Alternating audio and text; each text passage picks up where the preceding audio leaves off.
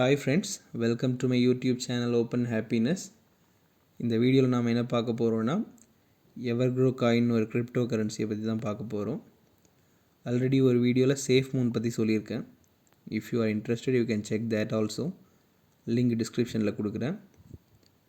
Safe Moon மாதிரி இதுவும் ரீசெண்டாக ஷார்ட் டைமில் ரொம்ப ஃபேமஸான ஒரு காயின். இதோட லான்ச் பார்த்தீங்கன்னா ஜஸ்ட் செப்டம்பர் 27 தான் பண்ணாங்க. ஜஸ்ட் 2 months கூட ஆகலை, அதுக்குள்ளே 42,000% க்ரோ ஆகிருக்கு. லாஸ்ட் 30 daysல மட்டும் 316% க்ரோ ஆகிருக்கு. கிரிப்டோ கரன்சி இண்டஸ்ட்ரியில் டே டு டே இன்னோவேஷன் நடந்துக்கிட்டே இருக்குது. ரீசன்ட் இன்னோவேஷனில் ஒன்று தான் இந்த டோக்கனாமிக்ஸுங்கிறது.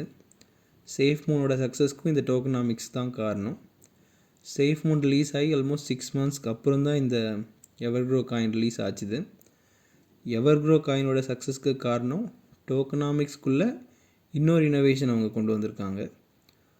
ஸோ ஃபஸ்ட் நம்ம டோக்கனாமிக்ஸ்னால் என்னென்னு பார்ப்போம், அப்புறம் இந்த எவர்க்ரோ காயினோட இனோவேஷனை பார்க்கலாம். இப்போ டோக்கனாமிக்ஸ்னால் ஒவ்வொரு டைம் இந்த காயினை வாங்குறதுக்கும் விற்கிறதுக்கும் நாம் சார்ஜஸ் பே பண்ணணும்.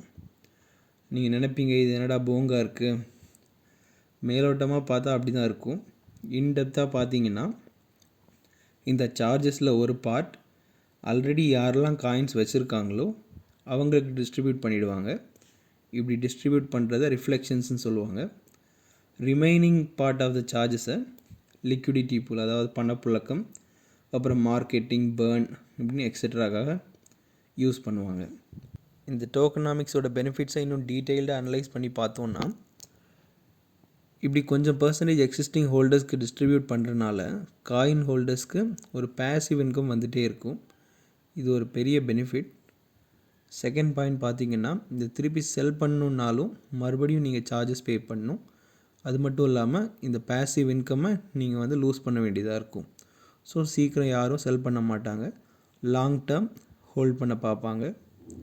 தேர்ட் பாயிண்ட்டு, இப்படி லாங் டேர்ம் ஹோல்ட் பண்ணுறனால இந்த கிரிப்டோ கரன்சியில் இருக்கிற ஒரு பெரிய பிரச்சனையான ப்ரைஸ் வாலடைலிட்டியை கொஞ்சம் குறைக்கும் இது. அதுவும் இல்லாமல் இந்த கிரிப்டோ ப்ராஜெக்டோட டெவலப்மெண்ட் டீமுக்கும் இது ஃபினான்ஷியலாக ஹெல்ப்ஃபுல்லாக இருக்கும். ஸோ இதனால் வாலடைலிட்டி கம்ப்ளீட்டாக குறையும்னு சொல்லலை, பட் கொஞ்சம் கண்ட்ரோல் ஆகும். ஸோ இதுதான் டோக்கனாமிக்ஸோட பெனிஃபிட்ஸ். இப்போ எவர்க்ரோ காயினோட இன்னோவேஷன் என்னென்னு பார்ப்போம். சேஃப் மூனோட கேஸில் என்னென்னா, இப்போ உங்களுக்கு அப்புறம் நடக்கிற ஒவ்வொரு பை அண்ட் செல்லுக்கும் ரிஃப்ளெக்ஷன் கிடைக்கும்னு சொல்லியிருந்தேன். இந்த ரிஃப்ளெக்ஷன் சேஃப் மூன் காயினாகவே தான் கிடைக்கும். அதாவது உங்கள்கிட்ட 100 million காயின்ஸ் இருந்துச்சுன்னா வர ரிஃப்ளெக்ஷன்ஸும் சேஃப் மூன் காயினாக தான் ஆட் ஆகும். ஸோ ஓவர் த டைம் இந்த 100 millionங்கிறது 101 million, 102 million இந்த மாதிரி க்ரோ ஆகிட்டே போகும். ஆனால் இந்த எவர்க்ரோ காயினில் என்ன இவங்களோட இன்னோவேஷன்னா, இந்த ரிஃப்ளெக்ஷன்ஸ் உங்களுக்கு எவர்க்ரோ காயினாக கிடைக்காது, அதுக்கு பதில் BUSD காயினாக கிடைக்கும். ஸோ BUSD காயின்னா என்னென்னா, இது ஒரு ஸ்டேபிள் காயின். இதோட வேல்யூ எப்போவுமே உங்களுக்கு டாலர் வேல்யூவோட ஒட்டி தான் இருக்கும். ஸோ இதனால் என்ன அட்வான்டேஜ்னால், சப்போஸ் கிரிப்டோ கரன்சி இண்டஸ்ட்ரி ரொம்ப கொலாப்ஸ் ஆகிடுச்சு அப்படின்னு ஆனால் கூட சேஃப் மூன் கேஸில் என்ன ஆகும், சேஃப் மூன் ரொம்ப விலை கம்மியாகிடுச்சுன்னா உங்களுக்கு 100 million விலையும் கம்மியாகிடும், ப்ளஸ் அதுக்கு மேலே ரிஃப்ளெக்ஷனோட விலையும் கம்மி தான் ஆக போகுது. பட் எவர்க்ரோ காயின் கேஸில் எவர்க்ரோ காயின் கம்மியாகுமே தவிர BUSD காயின் எப்போவுமே டாலர் வேல்யூவோட இணையாக தான் இருக்கும். ஸோ அதனால் இப்போ மக்கள் இந்த ஏன்னா இதில் போத் ஆப்பர்ச்சுனிட்டி இருக்குது. இப்போ சேஃப் மூன் கேஸில் மேலே ஏறினா உங்களுக்கு ரிஃப்ளெக்ஷனுக்கும் பெனிஃபிட்டு, ஒரிஜினல் இதுக்கும் பெனிஃபிட்டு, கீழே இறங்கினா ரெண்டுமே லாஸ். அந்த எவர்க்ரோ காயினில் உங்களுக்கு ப்ராஃபிட் ஆச்சுதுன்னா நீங்கள் எவர்க்ரோ காயினை வச்சு ப்ராஃபிட் பார்த்துக்கலாம். லாஸ் ஆச்சுதுன்னா BUSD காயினோட மதிப்பு டாலர் வேல்யூவில் இருக்கனால அந்த இன்ட்ரெஸ்ட்டை நீங்கள் வெளியே எடுத்துக்கலாம். ஸோ இந்த மாதிரி 2 பெனிஃபிட்டும் இருக்கனால இப்போ மக்கள் எவர்க்ரோ காயின் மேலே ரொம்ப இன்வெஸ்ட் பண்ணுறாங்க. ஸோ அது இல்லாமல் ஒரு காயின் ரொம்ப சக்ஸஸ்ஃபுல் ஆகணும்னா ஜஸ்ட் டோக்கனாமிக்ஸ் மட்டுமே பத்தாது. ஸோ இதை இந்த எவர்க்ரோ டீம் நல்லா புரிஞ்சுருக்காங்க.